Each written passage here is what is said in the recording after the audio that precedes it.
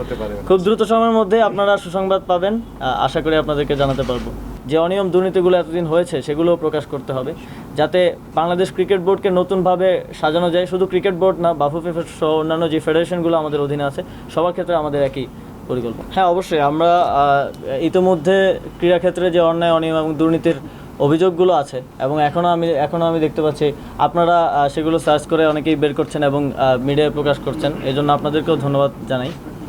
এই বিষয়গুলোতে আমরা তদন্ত করব এবং যারা দায়ী তাদের বিরুদ্ধে ব্যবস্থা নেওয়া হবে এবং ভবিষ্যতে যাতে এরকম কোনো ঘটনা না ঘটে সেজন্য ইতিমধ্যে আমি বিসিবির সংশ্লিষ্ট এবং ক্রিকেট সংশ্লিষ্ট যাদের সাথেই কথা বলেছি যে যেই গঠনতন্ত্র আছে আমাদের প্রত্যেকটি ফেডারেশনের, সেই গঠনতন্ত্রগুলোও যাতে ডেমোক্রেটিক হয় এবং সেখানেও যাতে একনায়কতন্ত্র চর্চা করার সুযোগ না থাকে, সেভাবে সেগুলোকেও পুনর্গঠন করার আমাদের পরিকল্পনা আছে।